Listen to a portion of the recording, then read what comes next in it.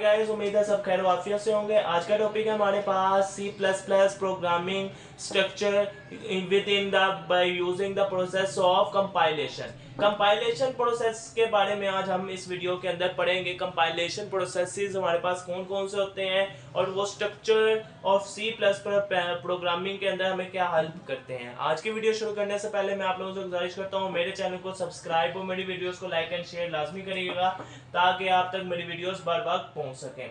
हमारे पास है compilation processes. Compilation processes हमारे पास क्या होते हैं, जो हमारे पास जरूरत होते हैं C plus plus programming language को लिखने के लिए। जो हमारे पास जरूरी चीजें होती हैं, सबसे पहले हमारे पास जरूरी चीज होती है C plus plus programming language को लिखने के लिए एडिटर।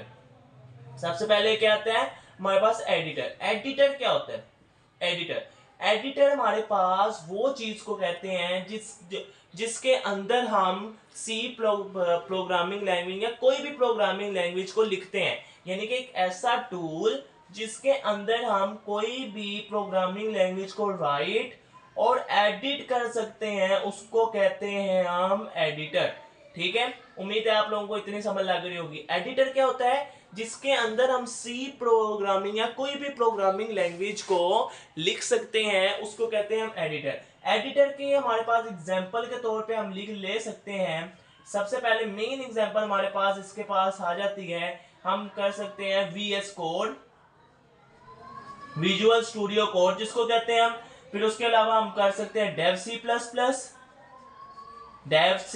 प्लस। ठीक है, उम्मीद है आप लोगों को इतनी समझ आ रही होगी। या आप ले सकते हो VS या सिंपल VS क्या है? Visual studio. Only visual studio को भी आप ले सकते हो। ठीक है, इसके अंदर हमारे पास क्या होता है कि हमारे पास हर प्रोग्रामिंग लैंग्वेज का अपना अपना कोई ना सिंटेक्स होता है। वो हमारे पास सिंटेक्स पहले का ही इंस्टॉल होता है टेक्स्ट एडिटर में। वो समझ जाता है कि इस सिंटेक्स के बारे में क्या वो कौन सी लैंग्वेज लिखना चाह रहे हैं। फिर उसके बाद हमारे पास आते हैं प्री प्रोसेसिंग।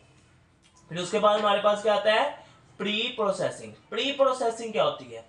प्री प्रोसेसिंग वो होती है कि हमारे पास कोई भी चीज है उसके ऊपर हमने प्रोसेसिंग करनी है। प्री प्रोसेसिंग का अमल हमारे पास क्या होता है कि हमारे पास जो हमने कोड लिखा है, यानी कि जो भी हम लिखते हैं उसको कहते हैं हम सोर्स कोड। ठीक है, उसको हम क्या कहते हैं? Source code. जो हमने किसी भी टेक्स्ट एडिटर के अंदर लिखा है उसको कहते हैं हम सोर्स कोड।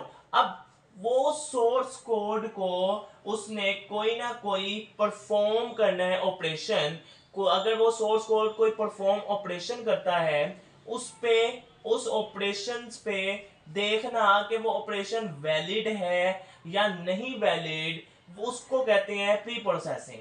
प्री प्रोसेसिंग के अंदर हमारे पास यूज आ जाती हैं। प्री प्रोसेसिंग के अंदर हमारे पास हमारे पास आती है हेडर फाइल्स। ठीक है, मेरे ख्याल से आप लोगों को समझ आ रही होगी। हेडर फाइल्स आ जाती हैं, लाइब्रेरीज आ जाती हैं। यानी कि वो उस हिसाब से वो देखता है कि ये चीज इस ऑपरेशन के अकॉर्डिंगली है या नहीं है। वो सारी की सारी चीजें हमारे पास किसके अंदर आ जाती हैं? प्री प्रोसेसिंग के अंदर। उम्मीद है आप लोगों को इतनी समझ लग गई होगी। फिर आगे हमारे पास आती है कंपाइलर। बहुत मशहूर है इसकी। जो हमारे पास ये जो टाइप है ये हर बुक के अंदर लिखी होती है अक्सर का। कंपाइलर। कंपाइलर क्या होता है? कंपाइलर हमारे पास ऐसा कोड होता है, ऐसा सॉफ्टवेयर होता है जो हमारे पास ट्रांसलेशन के लिए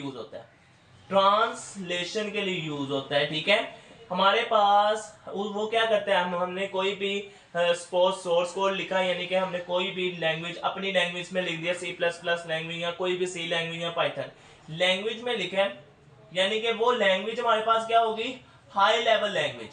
हाई लेवल लैंग्वेज वो होती है जो हमें समझ आती है, कंप्यूटर को नहीं समझ आती। हाई लेवल लैंग्वेज के अंदर लिखा उसको कन्वर्ट कर देती है मशीन लैंग्वेज। मशीन लैंग्वेज मैं आप लोगों को पीछे बता चुका हूं। मशीन लैंग्वेज हमारे पास कौन सी होती है? Binary language. बाइनरी लैंग्वेज के अंदर वो कन्वर्ट कर देती है, उसको कहते हैं हम कंपाइलर। ठीक है, इसके अलावा कंपाइलर क्या करता है? हमारे पास एरर फाइंडिंग का काम करता है। एरर को ढूंढता है, हमारे कोड के अंदर कोई ना कोई एरर है या एरर के अलावा बग। बग करता है या उस बग को रिजोल्व करता है, डिबगिंग करता है, ठीक है, उसको कहते हैं हम कंपाइलर। उम्मीद है आप लोगों को समझ आ रही होगी, डिबगिंग, ठीक है, उम्मीद है आप लोगों को इतनी समझ लग गई होगी। नेक्स्ट हमारे पास आता है असेंबलर। असेंबलर हमारे पास क्या करता है? असेंबलर हमारे पास क्या करता है कि हमारे पास कोई भी कोड है, सबसे पहले हम असेंबलर लिख लेते हैं, उसकी डेफिनेशन पढ़ लेते हैं क्या होती है असेंबलर। असेंबलर असेंबलर हमारे पास क्या होता है कि अगर हमारे पास सपोज कंपाइलर आपने एक चीज याद रखनी है, हमारे पास जो कंपाइलर होता है ये सिर्फ वन टाइम कोड को हमारे पास हाई लेवल लैंग्वेज को मशीन लैंग्वेज में कन्वर्ट कर सकता है। असेंबलर क्या करता है, वो बार बार रिसाइकल चला देता है, लूप चला देता है, रिसाइकल यानी कि बार बार कन्वर्ट करता रहता है हमारे पास हाई लेवल लैंग्वेज को लो लेवल लैंग्वेज के अंदर, खुद ब खुद वो कन्वर्जन करता रहता है। ये आपको डिफरेंस याद होना चाहिए कि हमारे पास कंपाइलर की तरह ही असेंबलर होता है। असेंबल क्या होता है, वो ट्रांसलेशन ही करता है, वो बग फाइंडिंग ही करता है, एरर फाइंडिंग ही करता है, मगर ये बार बार रिपीट प्रोसेस परफॉर्म करता है assembler as compare to compiler. Compiler हमारे पास वन टाइम फाइंड आउट करता है एरर को और ट्रांसलेट करता है इनटू मशीन लैंग्वेज में, ठीक है। उम्मीद है आप लोगों को इतनी समझ लग रही होगी। फिर आगे हमारे पास आता है लिंकर। आगे हमारे पास क्या है, लिंकर हमारे पास क्या होता है, लिंकर हमारे पास वो होता है कि हमारे पास कोई भी एक्सटर्नल रेफरेंसेस हैं, एक्सटर्नल यानी कि बाहर के कोई भी रेफरेंसेस हैं, उनको देखता है, उनको लिंक करवाता है, उनको देखता है कि ऑब्जेक्ट फाइल्स और लाइब्रेरी के साथ। सपोज ऊपर हमने पढ़ के हैं कि कोई ना कोई हमारे पास सोर्स कोड होता है प्रोसेसिंग के अंदर, हेडर फाइल्स और लाइब्रेरी, इन लाइब्रेरी वगैरह को सोर्स कोड के साथ लिंक करवाता है, उसको कहते हैं हम लिंकर, ठीक है। उसके साथ क्या करवाता है, हमारे पास लिंक करवाता है, ठीक है। उम्मीद है आप लोगों को इतनी समझ लग रही होगी। और इसके अंदर हमारे पास ऑल थर्ड पार्टी होती है, ये एज अ थर्ड पार्टी हमारे पास काम करती है, ठीक है। उम्मीद है आप लोगों को इतनी समझ लग रही होगी। लिंकर हमारे पास क्या होता है कि हमारे पास जो भी हमारे पास लाइब्रेरीज हैं, हेडर फाइल्स हैं, उनको हमारे कोड के साथ यानी कि हमारे पास सोर्स कोड के साथ लिंक करवाता है, उसको कहते हैं हम लिंकर, ठीक है। उम्मीद है आप लोगों को इतनी समझ लग गई होगी। फिर आगे आता है हमारे पास लोडर, ठीक है। लोडर लिंकर तो हो गया। लोडर क्या करता है कि हमारे पास लोड करता है एग्जीक्यूट फाइल्स को मेमोरी में, यानी कि कोई भी हमने एग्जीक्यूट फाइल की है, फाइल को एग्जीक्यूट किया है, उसको लोड करवा देगा, लोड में करवा देगा मेमोरी के अंदर, यानी कि सेव करने के लिए, उस प्रोग्राम को सेव करने के लिए वो क्या करेगा, लोडर उस एग्जीक्यूटेड फाइल को लोड करवा देगा मेमोरी के अंदर। जस्ट लाइक हमारे पास पता लग जाएगा हमारी मेमोरी एलोकेशन का, यानी कि हमारे पास कहाँ फाइल पड़ी है, कहाँ सेव हुई है, एलोकेट द मेमोरी, यानी कि हमें पता लग जाएगा हमारी फाइल कहाँ पे पड़ी है, उसको कहते हैं हम लोडर, ठीक है। उम्मीद है आप लोगों को इतनी समझ लग रही होगी। फिर लास्ट पे हमारे पास आता है एग्जीक्यूशन। लास्ट पे हमारे पास क्या आता है, एग्जीक्यूशन। एग्जीक्यूशन क्या करता है हमारे पास, एग्जीक्यूशन हमारे पास क्या करता है कि प्रोग्राम को एग्जीक्यूट करवा के उसको मेमोरी के अंदर रन करता है। जो रन प्रोग्राम, इसका डेफिनेशन क्या होगी, दी रन प्रोग्राम रन जो होता है हमारे पास, उसको एग्जीक्यूट